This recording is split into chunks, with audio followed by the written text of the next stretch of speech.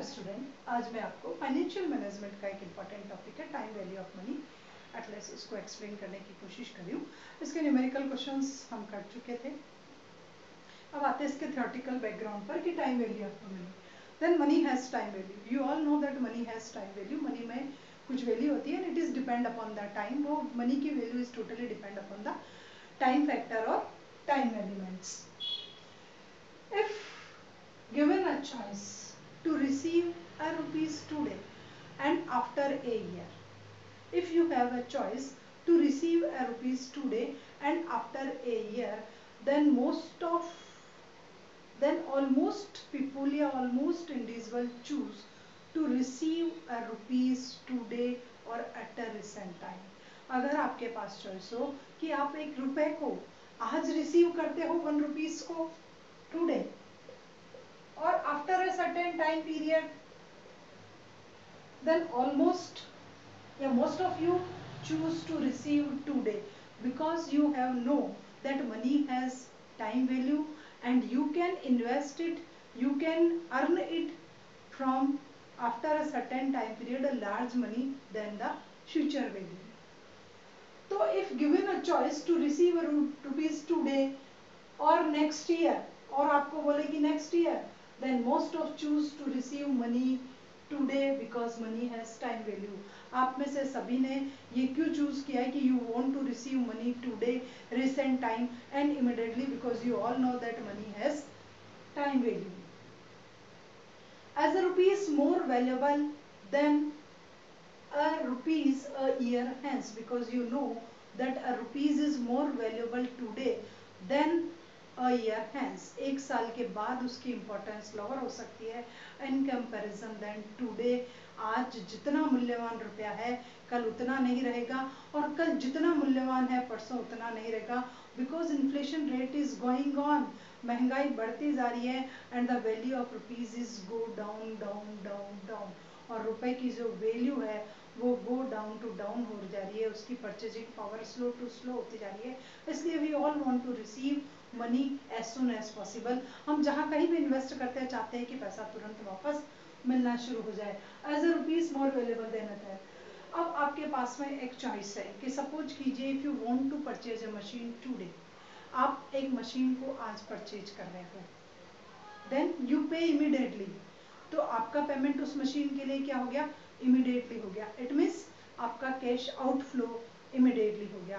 But the machine will return you after a certain time period. But machine के through जो वापस inflow होगा वो एक समय के बाद होगा. देखिए पहली बात, आपने मशीन परचेज करी and you have to pay immediately. आपने तुरंत पेमेंट किया देन कैश आउटफ्लो इमीडिएटली. आपकी फर्म से कैश आउटफ्लो हो गया.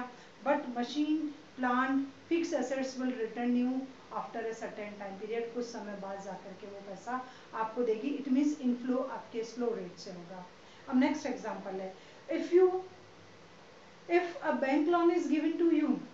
अगर आपको एक बैंक लोन होता है या if you receive a bank loan then you receive cash inflow immediately. तो आपको कैश इनफ्लो इमीडिएटली मिल जाता है but you repaid it in after a certain time period. But आपके यहाँ से कैश आउटफ्लो होगा वो after a certain time periods होगा.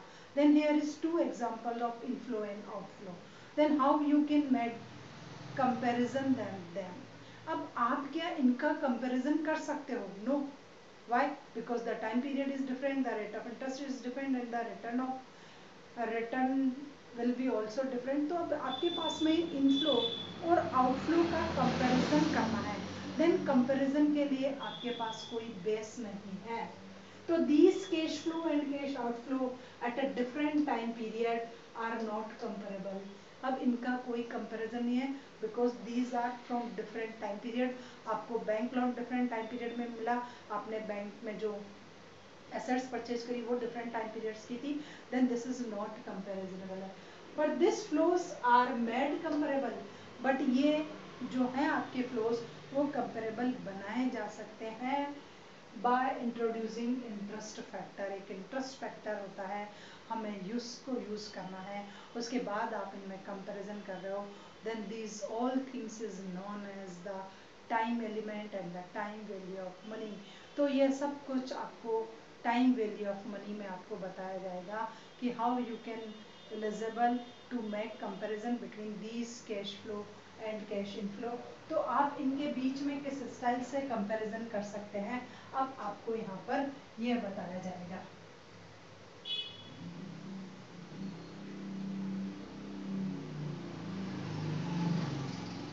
अब आ रहा है कि टाइम वैल्यू ऑफ मनी जो हो गया, तो उसको हम why do we prefer to money now as compare to future. जैसे मैंने आपको बताया कि भाई I want to receive money today और after a certain time period, तो भाई I want to choose it कि मैं इसको चूज क्यों करना चाहती हूँ। तो the preference for money now as compare to future, कि ऐसा क्या है कि मैं चाहती हूँ कि मुझे मुद्रा आज ही मिल जाए, जल्दी ही मिल जाए, उसके पीछे क्या क्या लॉजिक है। Then first is risk factor, why do I want to choose today. First is risk factor, there is uncertainty available all around and in business life and in financial life uncertainty is more powerful।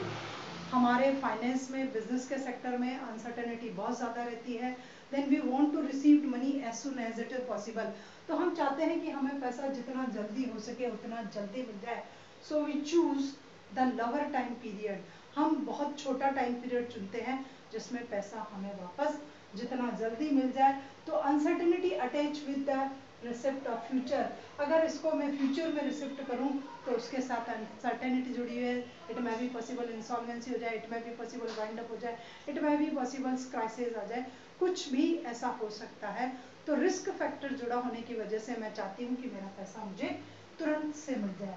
उसके बाद preference to present consumption, हम किसमें जीते हैं, we want to consume in present, मैं present consumptions को choose करना चाह रही हूँ, फ्यूचर पे डिपेंड नहीं हूँ। फ्यूचर में कब पैसा आएगा, कब क्या होगा, अगर हमारा प्रेजेंट नहीं है तो फ्यूचर नहीं बन सकता है।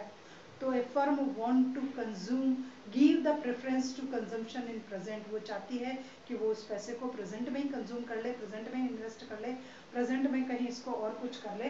तो इस वजह से वो प्रेफरेंस दे रही है प्रेजेंट कंजम्पशन को। So he want to receive money as soon as possible.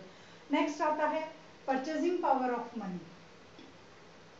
Purchasing power of money जो है वो होता है कि how many quantities can purchase, purchasing power of money, how many quantities and commodities purchase from money, कि हम मुद्रा से क्या क्या क्रय कर सकते हैं। This is known as purchasing power of money and recent purchasing power of money is higher in comparison than future purchasing power of money. आज जो मुद्रा की क्रय शक्ति है, परचेजिंग पावर है, it is more powerful in comparison than after a certain time period because inflation rate is high, so the purchasing power will reduce. Inflation rate जितनी ज़्यादा हाई होगी, परचेजिंग पावर आपका उतना ही कम हो जाएगा। तो you want to consume high purchasing power, आप चाहते हो कि मेरी क्रय शक्ति क्षमता अधिक बनी रहे, इसलिए आपने इस पर ज़्यादा जोर दिया। And next for investment opportunity, you want to invest anywhere else, आप चाहते हो कि उस पैसे को यहाँ से लेकर के कहीं और इन्वेस्ट किया जा सके, so that you may get earnings some extra money, ताकि आपको कुछ एक्स्ट्रा पैसा मिल सके, आपकी ऐसी सोच होती है। So you want to receive as soon as possible your money और योर इन्वेस्टमेंट बैक, इसलिए आप चाहते हो कि जितना जल्दी पैसा वापस आ सके उतना ही जल्दी अच्छा है, क्योंकि आप उसको कहीं इन्वेस्ट करना चाहते हो। तो इन फैक्टर को ध्यान में रखते हुए भी हम प्रेफरेंस देते हैं मनी को, कि मनी हमें जितनी जल्दी हो सके उतनी जल्दी मिल जाए, तो हमारे लिए वो सबसे ज़्यादा बेटर रहेगा। अब आता है कि logically and meaningful comparisons between inflow and outflow. अब हमें क्या करना है, वही कंपैरिजन करना है उन दोनों का ही, जो मैंने आपको बताया कि आपकी फर्म से जो आउटफ्लो हो रहा है और आपकी फर्म से, आउटफ्लो का मतलब आपकी फर्म से जा रहा है और इनफ्लो का मतलब आपकी फर्म में कुछ मनी आ रही है। Then how we can make comparison between them, किस प्रकार से मैं ये कंपैरिजन करूं। necessary to convert the sum of money at a common point of time।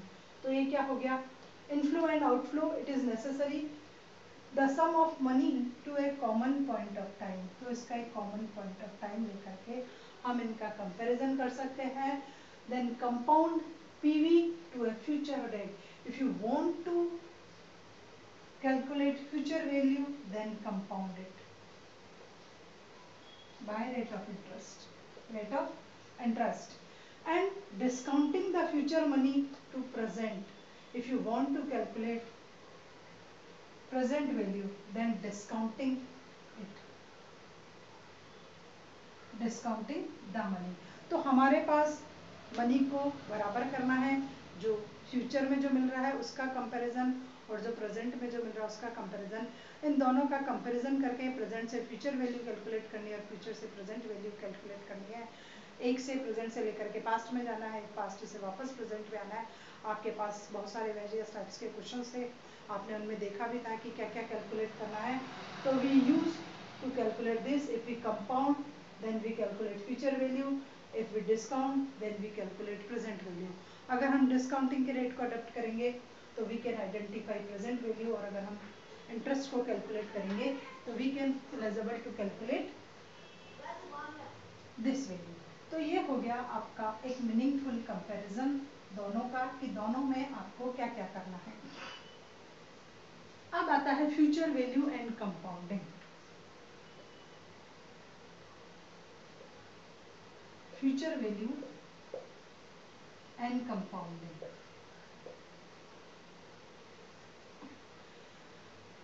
Then compounding is used to final future value all of cash flow, कि आपको जो भी कैश फ्लो मिल रहे हैं आपको उनकी फ्यूचर वैल्यू निकालनी है. You received some cash flow in recent time, then what is the future value of these cash flow. In cash flow की फ्यूचर वैल्यू क्या होगी, आपको ये कैलकुलेट करना होता है. तो end of the time at a particular rate of interest, तो हम यूज करेंगे इनकी एक पर्टिकुलर रेट ऑफ इंटरेस्ट पर, कि जब आपको किसी की फ्यूचर वैल्यू निकालनी है तो आपको कुछ कैश इनफ्लोज होते हैं कि मुझे ये मिल रहा है, ये मिल रहा है, ये मिल रहा है. तो इसको हम एक पर्टिकुलर रेट ऑफ इंटरेस्ट से कैलकुलेट कर करके और उसकी कंपाउंडिंग वैल्यू निकालेंगे, और उस कंपाउंडिंग वैल्यू को ही हम फ्यूचर वैल्यू कहते हैं. तो सबसे पहले एक पर्टिकुलर रेट ऑफ इंटरेस्ट आपको इसमें दी हुई होगी, तभी जाकर के आप उसकी फ्यूचर वैल्यू को कैलकुलेट कर सकते हो. अब इसमें क्या होता है कि for a single cash flow, suppose you have received a single cash flow, for example 1000 rupees, 5000 rupees, 6000 rupees etcetera, a single cash flow.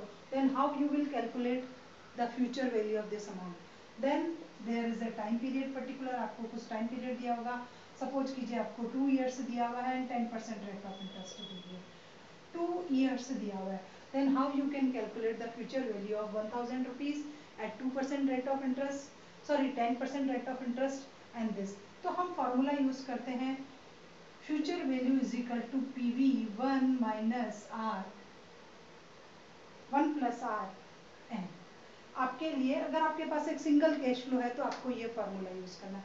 अब सपोज कीजिए यहाँ क्या वैल्यू पुटअप करनी है, आपको 1000 रुपीज पुटअप करना है. यहाँ पर आपके क्या है 1 प्लस रेट ऑफ इंटरेस्ट आपकी क्या है 0.010 कर दो, डायरेक्टली 10% को आप कर सकते हो 0.010. Then time period is equal to 2. आपको यहाँ पर इसका टाइम पीरियड जो है वो 2 निकालना है.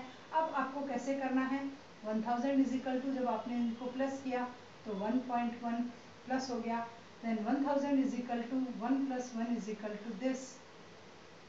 अब आप इसको इससे मल्टीप्लाई कर दोगे, then 1 2 1 0. This is the value after 2 years. तो हमें जो वैल्यू कैलकुलेट करनी पड़ेगी उसके लिए हमें इस फॉर्मूले का यूज करना पड़ेगा. उसके बाद जाकर के हम इस स्टाइल से फ्यूचर वैल्यू को कैलकुलेट करेंगे. अब देखिए n मीन्स होता है number of years, n means number of years and r means rate of interest and PV means present value of your cash flow, कि आपके कैश फ्लो की प्रेजेंट वैल्यू क्या है, उसके बिहाफ पे जाकर के आप इसको इस स्टाइल से कैलकुलेट कर सकते हो.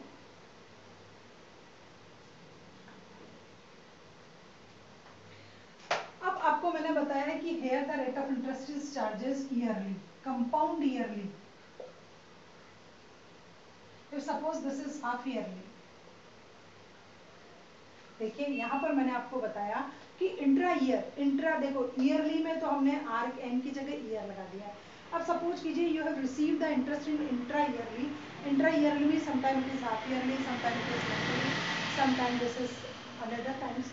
तो हमें किस स्टाइल से कैलकुलेट करना है, then FV is equal to PV 1 plus R upon M and M multiply N. अब मैं आपसे बोलूं कि you receive the interest half yearly. Half yearly देखिए वही एग्जाम्पल है अपना 1000 है, 10% है एंड 2 years है, वही है. But here you receive the interest half yearly, then compound half yearly, then what is the present value of this amount. तो आपको क्या करना है, FB is equal to PV 1 plus rate हमेशा हाफ हो जाती है और टाइम जस्ट डबल हो जाएगा. देखिए रेट क्या हो गई, हाफ हो गई. हाफ ईयरली का मतलब 2 times ही नहीं है. हाफ ईयरली का क्या हो गया, you receive the interest 2 times ही नहीं है. 2 times एंड 2 times 4 times हो गया. तो जब कभी भी ऐसा आता है तो हम रेट को हाफ कर देते हैं. हाफ ईयरली की बात आई तो आप डायरेक्ट रेट को हाफ कर दीजिए एंड टाइम को जस्ट डबल कर दीजिए. देन एन की जगह 4 आएगा एंड आर की जगह आपको 5 लिखना है. आर की जगह आपको क्या लिखना है, 5 लिखना है because you receive the interest 2 times. तो मैंने 10 को 2 से डिवाइड किया देन इट इज 5. और यहाँ मैंने जो आपका 2 years था उसको वापस 2 से मल्टीप्लाई किया then it is equal to 4. वापस ध्यान रख लो रेट हमेशा हाफ हो जाती है और टाइम जस्ट डबल हो जाएगा if interest is charges half yearly. अब आपको वापस वही आपका 1000 रुपीज था 1 plus 0.05 is equal to 4 and 1000 is equal to 1.05 की पावर 4. आपको इसको सॉल्व कर करके इस स्टाइल से आपको इसकी प्रेजेंट वैल्यू को कैलकुलेट करना है.